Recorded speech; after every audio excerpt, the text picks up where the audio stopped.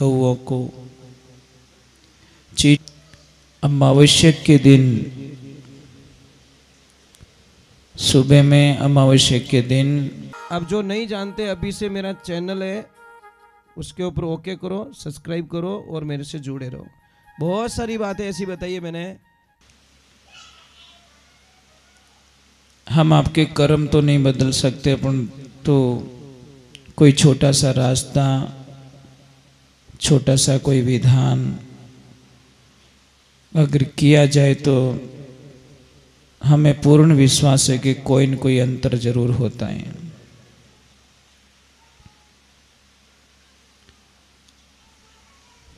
तो कल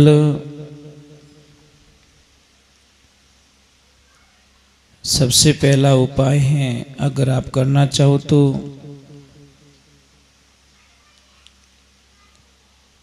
काले चने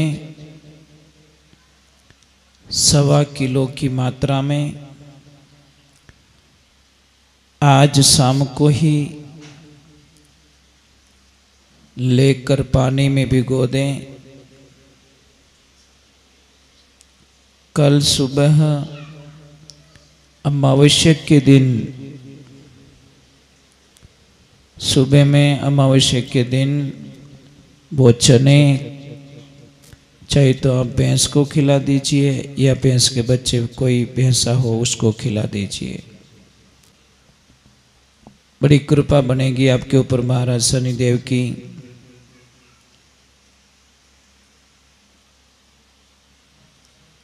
तेल में अपनी परछाया को देखकर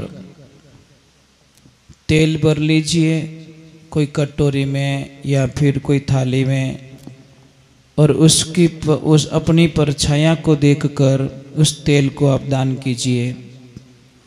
बड़ा शुभ बताया गया है। काली वस्तु, काले कपड़े, काले उड़द, लोहा या तिल या फिर तेल से बनी हुई कोई भी सामग्री दान करें, बड़ा शुभ बताया गया है। और कौओं को अपने हिस्से के भोजन में से उनको प्रसाद ग्रहण कराएं।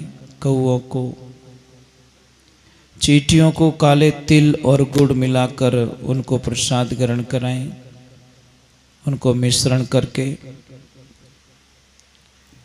काले कुत्ते को रोटी जरूर खिलाएं, मीठी रोटी खिलानी है काले कुत्ते को, ये ध्यान रखें। भगवान शनिदेव बड़ी कृपा करेंगे। कुंभ, मकर और मीन राशि पे 7.5 चल रही हैं,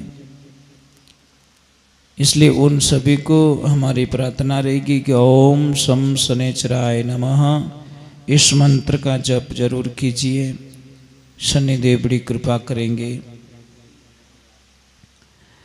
कई छोटी छोटी बातें जो होती है हमारे जीवन काल में बहुत बड़ा फर्क ला देती है।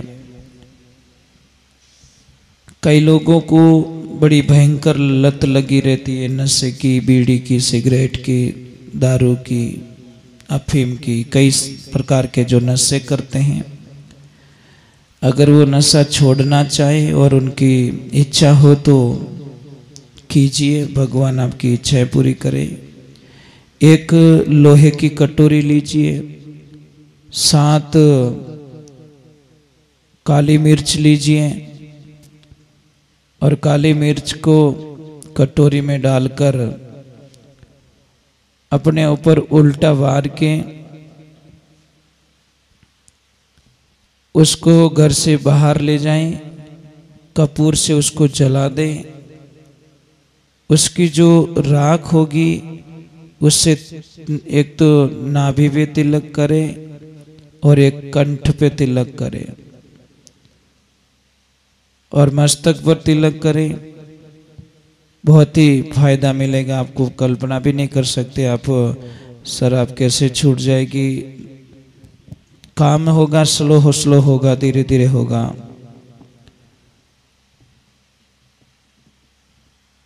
अगर आपका कोई कहना नहीं मान रहा है, आपकी कोई कदर नहीं कर रहा है, तो आप लोगों से मेरी प्रार्थना रहेगी कि ईंट लीजिए, ईंट को थोड़ा घिस लीजिए, उसमें थोड़ा पानी के छांटे डाल दीजिए। छांटे डालने के बाद में उसको 7 बार, उसको थोड़ा लिक्विड होगा, लिक्विड को तांबे के चम्मच में डालिए। तांबे के चम्मच में डालने के बाद में 7 बार इस अंगुली से स्पर्श कीजिए और अपने कंठ और नाभि पे तिलक लगाइए। बहुत ही फायदा लाभ मिलेगा आपको।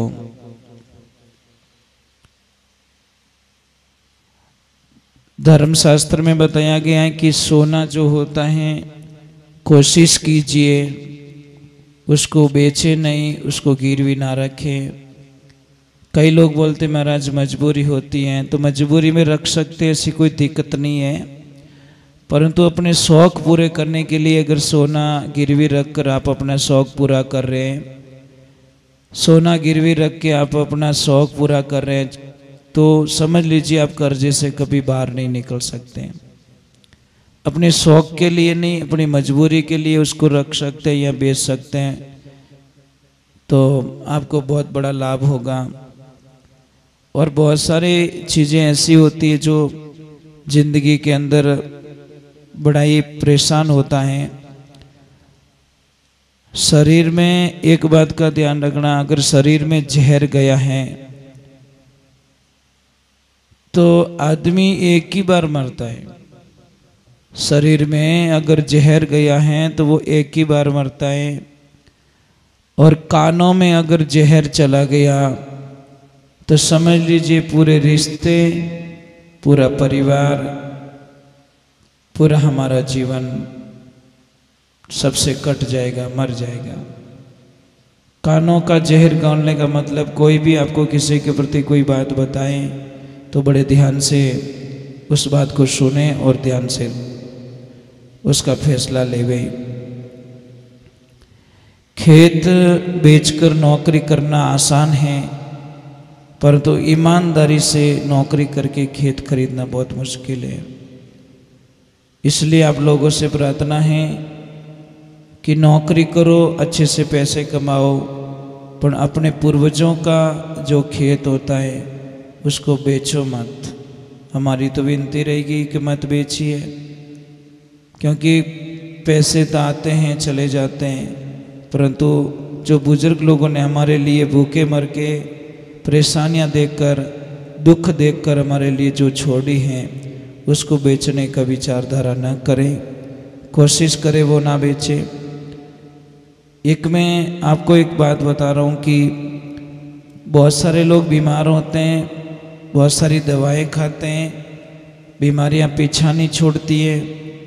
हम आपको ये कभी नहीं बोलेंगे कि आप दवाएं मत लो, परंतु एक बात करें, कोई भी दवा ले रहे हो एक मंत्र जरूर उसके साथ में बोल दें, अच्युतानंद गोविंद, अच्युतानंद गोविंद नामोच्चारण बेस जात नश्यन्ति सकला रोगा सत्यम सत्यम वक सभ्या अहम। इस मंत्र का जप करें, साथ में अगर किसी को पता न चले, समझ में न आए, तो हमें ज़रूर लिख के भेजें ताकि हम वापस आपको अच्छी तरह से उस रिकॉर्डिंग को अच्छी तरह से भेज पाए। और कई देवियों को जो बीमारी होती हैं, शर्म के मारे किसी को बताती नहीं है, उसके लिए सफ़ेद मूसली, खून खराबो, इलायची और वृक्ष लोचन, एक बार मैं रिटर्न बता रहा हूँ, सफ़ेद मूसली, खून खराबो, इलायची और वृक्ष लोचन, इन सभी को सम भाग में लेवें, मतलब बराबर की मात्रा में लेवें, उसका चूर्ण बनाएं और चूर्ण को 7 दिन तक लेवें। देखो आपकी तबीयत में बहुत अच्छा फर्क पड़ेगा। आप कल्पना भी नहीं कर सकते कि इतना फर्क कैसे पड़ गया। परंतु ये सारी चीज़ें अपनी मानसिक स्थिति, मानसिक साइकोलॉजी, इनको पॉजिटिविटी में रखना पड़ेगा। कई लोग हमें कमेंट में भेजते हैं कि महाराज जो वो होता है शुगर का इलाज हमें बताइए। भाई शुगर जड़ से ख़त्म करना तो आपके पास ही दवाएं। आप दिमाग को अच्छी तरह से रखो, पॉजिटिविटी में रखो और हिम्मत रखो। बीमारी ऐसे ही जाती नहीं, बीमारी से लड़ना पड़ता है। बीमारियां ऐसे ही जाने वाली नहीं है। खान पान का ध्यान रखना है। शाम को खाना खाने के बाद में कम से कम 1000 कदम चलना है आप लोगों को। हमारी आदतें इतनी गंदी हो गई कि खाना खाया और तुरंत सो गए, उसके ऊपर कोई भी दवा काम नहीं करती। दूसरे नंबर, हम लोगों को भोजन चबा के खाना है, कम से कम 32 बार चबाना है। हम भोजन करने का हम लोगों के पास में समय नहीं है। इतना जल्दबाजी में हम लोग भोजन करते हैं, खाया खाया खाया, जल्दी जल्दी खाया, भागो भागो भागो। अरे भाई भोजन तो कम से कम थोड़ी शांति से कर लो, दिमाग तो ठंडा रहना चाहिए। हम इतना, कई लोगों को मैंने देखा कि एक रोटी खाते ने वो 1 मिनट भी नहीं लगाते, पूरी रोटी साफ कर लेते। अरे भाई 32 दांत दिए, इसका कोई न कोई मीनिंग है। ये भगवान ने ऐसे ही हमको 32 के काउंट नहीं दिया है। तो भोजन को 32 बार चबाना चाहिए, भोजन के बाद में चलना चाहिए, ठंडा पानी नहीं पीना चाहिए, भोजन समय पे करना चाहिए। ऐसा कोई भोजन ना करे जो शरीर का मान्य ना हो, पचे नहीं भोजन, तो वो भोजन मत कीजिए। परंतु हम ज़बान का स्वाद लेने के लिए पेट की तरफ बिल्कुल देखते नहीं है, यही समस्या होती हमारी।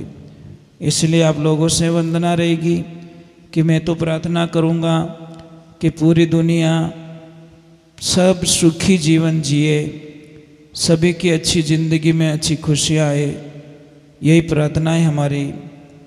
और हम लोगों ने कई बातें जो आप लोगों को बता के रखी हैं, वो चीज़ें ज़रूर करें। और किसी को भी प्रॉब्लम कभी पीछा नहीं छोड़ती, ध्यान रखना, प्रॉब्लम को सॉल्व करनी पड़ती है। तो आप लोगों से वंदना रहेगी मेरी। और मैंने बताया है कि शुगर के बारे में, तो अगर आपको ज़्यादा बढ़ गई है, जैसे कि 400 हो गई है, 400 हो गई, 300 हो गई, और डॉक्टर साहब दूर हैं, दवा भी आपके पास में शायद नहीं है, आपकी मजबूरी है, तो आप अपनी नज़दीकी कहीं से सब्जी की दुकान से किसी को भी बेच के फास्ट करेले मंगवा दीजिए। करेले मंगवाने के बाद में उसके टुकड़े कर दीजिए।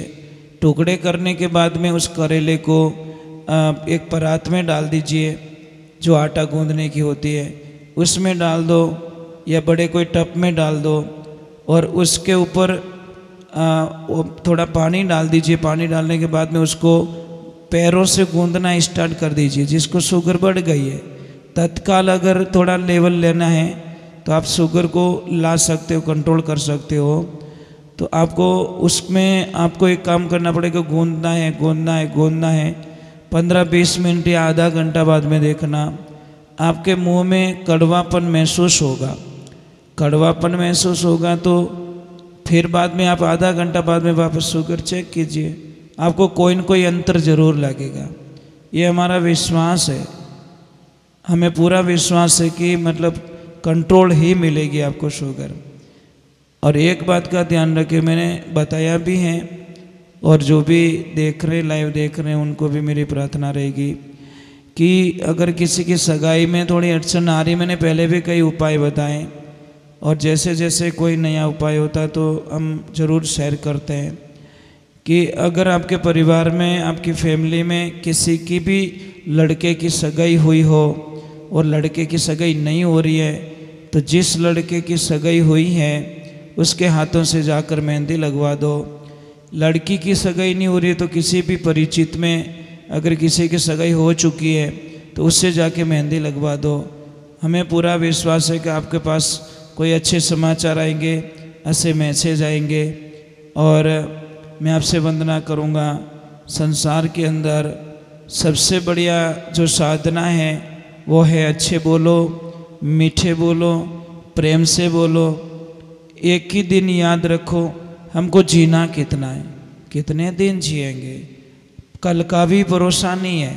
कल की बात छोड़िए, एक पल का भी भरोसा नहीं है। हम कई बार कहते कि वही रात को सोया था, सोता ही रह गया। किसने बोला कि पानी पीता पीता कोई आदमी मर गया। कोई बोलते हैं कि बैठा बैठा गाते गाते कोई मर गया।